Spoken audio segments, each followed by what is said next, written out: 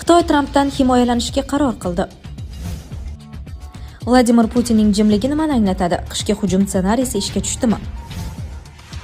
Tramp shoshilishi kerak. Medvedev Grenlandiya Rossiyaga qo'shilishi mumkinligini aytdi. Rossiya omili va nozik demokratiya Maya Sandu Moldovani saqlab qolish uchun keskin yo'l tanladi.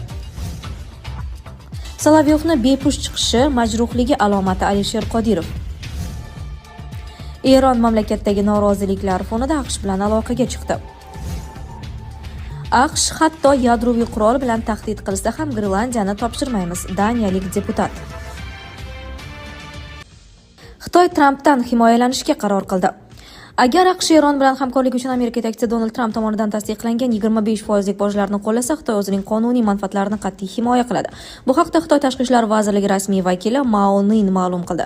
Tariflar urushida g'oliblar bo'lmaydi. Xitoy o'zining qonuniy huquq va manfaatlarini qat'iy himoya qiladi, deydi u.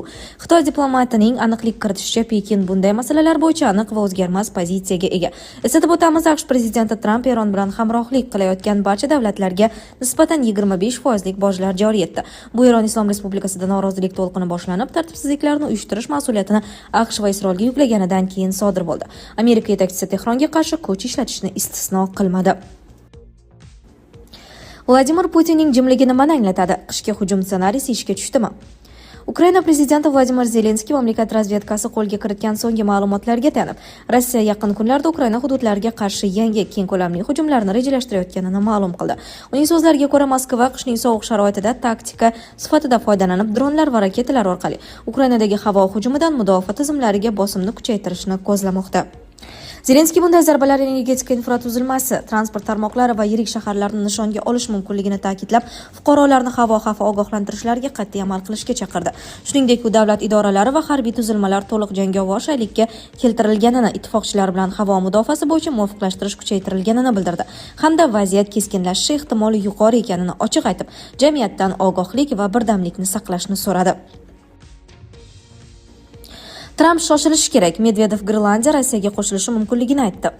Rossiyaning sobiq prezidenti va hozirda Xavfsizlik kengashi raisi o'rinbosari Medvedev AQSh prezidenti Trampni Grenlandiya masalasida shoshilishga chaqirdi va orol aholisi Rossiyaga qo'shilishi mumkinligi haqida keskin bayonot berdi. Bu haqda TASS agentligi uning X sahifasida yozgan postiga tayanib xabar berdi. Medvedevning fikricha, yaqin kunlarda Grenlandiyada Rossiyaga qo'shilish bo'yicha tezkor referendum o'tkazilishi mumkin. Shu bois u Trampga do'stona maslahat bergan.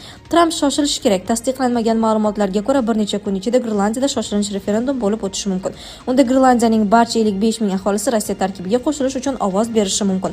Shundan keyin esa tamom, bayroqda yangi yulduzlar bo'lmaydi. Rossiyada esa yangi allaqachon 90-federal subyekt